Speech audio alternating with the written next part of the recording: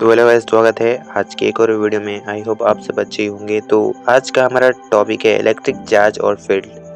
ठीक है, जैसा कि आपको पता है ये है क्लास 12 फिजिक्स का चैप्टर 1। ठीक है, इलेक्ट्रिक चार्ज और फील्ड, तो इसी को डिस्कस करेंगे। ठीक है, तो जैसा कि हमारा चैप्टर का नाम है इलेक्ट्रिक चार्ज और फील्ड, तो सबसे पहले हमको समझना पड़ेगा कि इलेक्ट्रिक चार्ज होता क्या है। ठीक है, तो इलेक्ट्रिक चार्ज मैटर का वो प्रॉपर्टी होता है जिससे चलते जो है वो किसी दूसरे चार्ज बॉडी पर फोर्स लगा सकता है। वो अट्रैक्शन फोर्स भी हो सकता है और रिपल्सन फोर्स भी हो सकता है। इसी को कहते हैं इलेक्ट्रिक चार्ज। ठीक है, इलेक्ट्रिक चार्ज को डिनोट किया जाता है क्यू से, जो कि एक स्केलर क्वांटिटी है।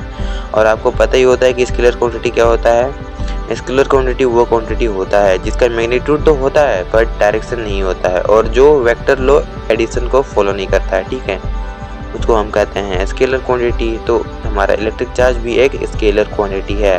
और बात करें इसकी एसआई यूनिट की, तो एसआई यूनिट इसका होता है कूलम, जिसको हम सी से डिनोट करते हैं। ठीक है, अगला है टाइप्स ऑफ चार्ज। ये तो आपको पता ही होता है कि चार्ज दो तरह के होते हैं।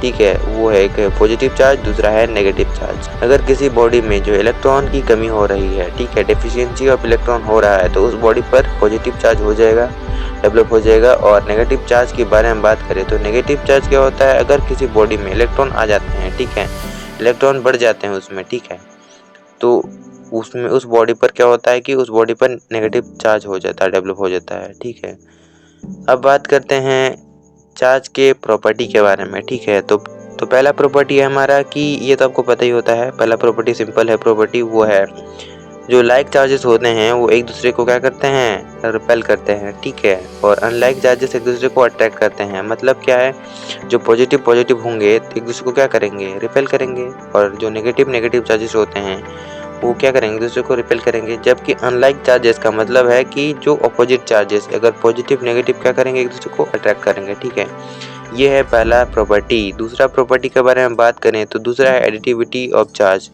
एडिटिविटी ऑफ चार्ज का क्या मतलब होता है, एडिटिविटी ऑफ चार्ज का मतलब होता है अगर किसी सिस्टम में, ठीक है, Q1 चार्ज है, Q2 चार्ज है, Q3 चार्ज है, और हमसे बोला जाए कि इस बॉडी में नेट चार्ज, मतलब इस कंटेनर या फिर इस सिस्टम में नेट चार्ज कितना है, तो हम कैसे निकालेंगे, जितना भी चार्ज दिया हुआ है उन सबको ऐड कर देंगे। ठीक है, विद साइन। अगर कोई नेगेटिव में है तो उनका नेगेटिव साइन के साथ ही ऐड किया जाएगा, और फिर हमारा जो निकल जाएगा वही हो जाएगा नेट चार्ज। तो यही होता है एडिटिविटी ऑफ चार्ज। ठीक है, अगला है हमारा quantization of charge. Quantization of charge का मतलब क्या होता है, किसी भी बॉडी पर जो चार्ज एग्जिस्ट करता है वो इस फॉर्म में एग्जिस्ट करता है, जैसे कि आपको यहाँ दिख रहा है, वो है Q = ±NE।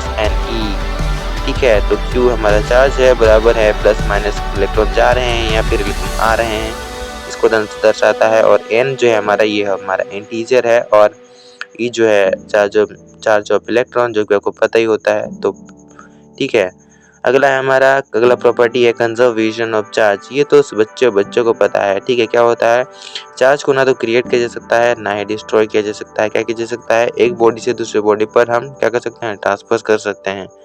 इसी को कहते हैं कंजर्वेशन ऑफ चार्ज। सो आज के लिए इतना ही, मिलते हैं नेक्स्ट वीडियो में, तब तक के लिए ऑल द बेस्ट।